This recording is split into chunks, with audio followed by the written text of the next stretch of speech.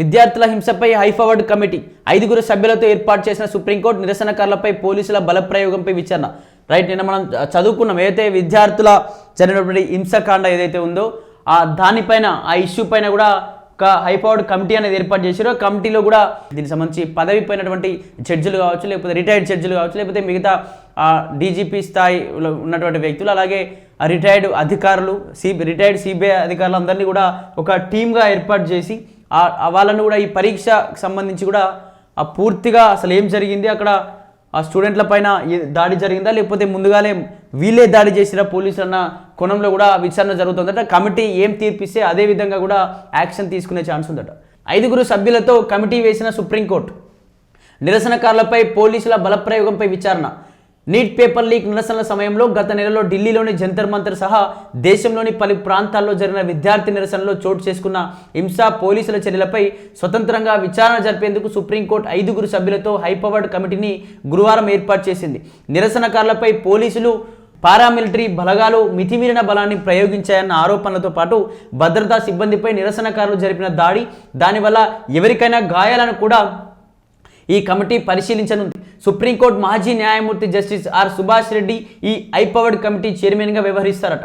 అలాగే పంజాబ్, హర్యానా హైకోర్టు మాజీ ప్రధాన న్యాయమూర్తి justice Ravishankar zoo, Delhi high court మాజీ న్యాయమూర్తి జస్టిస్ శాలిందర్ కౌర్, సిబిఐ మాజీ director Rishi Kumar Shukla, Meghalaya retired DGP doctor LR Bishnoi ఈ కమిటీలో ఇతర సభ్యులుగా ఉంటారట. దీనికి సంబంధించి నీట్ పేపర్ లీక్ సంబంధించి ఆ నిరసనలు ఏదైతే జరిగినో ఆ నిరసనలో జరిగిన దాడికి సంబంధించి అసలు ఎవరిపైన దాడి చేశారు, ఆ దాడిలో నిజంగా విద్యార్థులు ఉన్నారా లేకపోతే ఎవరైనా వాళ్ళని రెచ్చగొట్టిరా, అసలు ఏం జరిగింది అన్న కోణంలో కూడా ఒక హైపవర్డ్ కమిటీని ఏర్పాటు చేసిందట.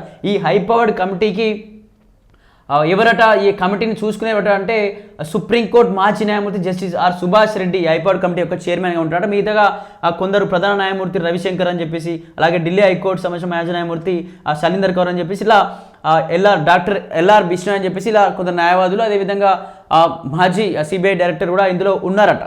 మరి నిజంగా ఏ రకమైనటువంటి చర్చ జరుగుతుంది, అసలు ఆ కమిటీ ఎటువంటి నిర్ణయం తీసుకుందో చూడాలి. మరి కమిటీ పరిశీలించే అంశాలట. విద్యార్థులపై పోలీసులు భద్రతా బలగాల లాఠీచార్జు, పెలెట్ గన్లు, ఎలక్ట్రిక్ లాఠీలు, టియర్ గ్యాస్ ప్రయోగించడం వంటి మితిమీరిన బల ప్రయోగంపై ఈ కమిటీ ఆరా తీయనుందట. నిరసనలు, శాంతియుత సమావేశాల సమయంలో పోలీసుల స్పందన తగిన రీతిలో ఉందో లేదో సమీక్షించనుంది.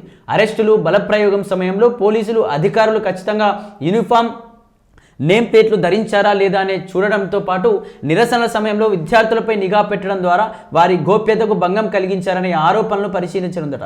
మహిళా నిరసనకారులపై జరిగిన దాడి, వేధింపులు, లైంగిక వేధింపుల ఆరోపణలతో విచారణ జరగనుందట.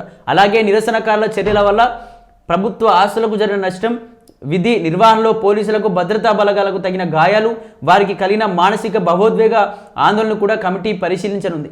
CCTV, drone footage, body worn camera రికార్డులు, వీడియోలు, వైర్లెస్ కమ్యూనికేషన్ రికార్డులు, పీసీఆర్ కాల్ లాగులు భద్రించాలని చెప్పేసి వాటి కమిటీ అందించాలని పోలీసు అధికారులు పారామిలిటరీ దళాలను కోర్టుకు ఆదేశించేదట.